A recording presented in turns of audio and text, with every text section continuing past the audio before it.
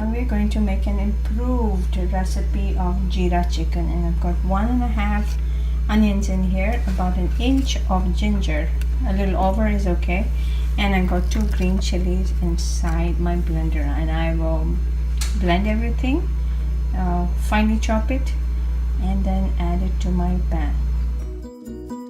Into a paste, and that's fine. Pan, I've got about 1 tablespoon of cumin seeds and about 1 tablespoon of about 1 tablespoon to 1.5 tablespoons of oil. So I'm going to heat until it splutters. Once the seeds start spluttering, we will now add the onions. I'll cook the onions till they're slight gold. Adding 1 tablespoon of butter in a separate pan. We will add 1 teaspoon of salt and 1 teaspoon of paprika. I've added about 8 small potatoes.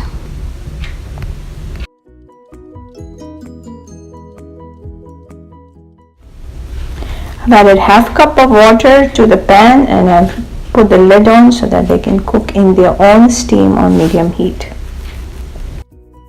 And I will check these potatoes after every 10 minutes and give them a stir. And they will cook in the steam. Once my onions turn slight gold, I'm going to add 1 pound of chicken that's washed. Chicken on bone usually tastes much better in this dish. I've added the juice of 1 whole lemon, and you can add lime juice to your own taste. I've added salt to taste, about teaspoon to my taste. You can adjust to your taste, and I've added half teaspoon of black pepper. This is all to your taste. I've also added 1 teaspoon of cumin powder.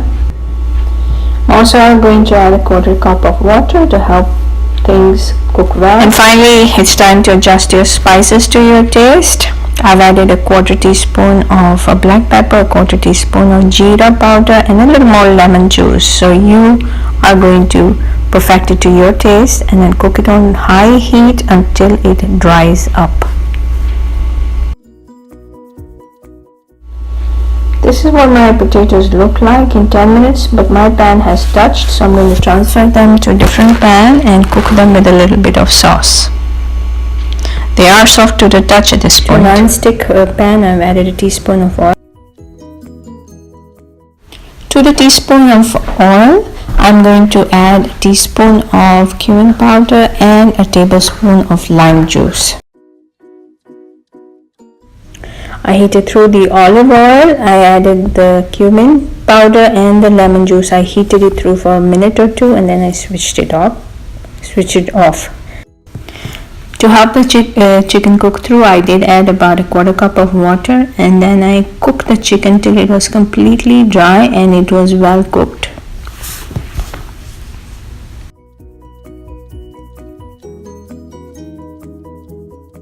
I added 1/4 cup of water to infuse all the flavors, and then I cooked it on low heat for another 10 minutes.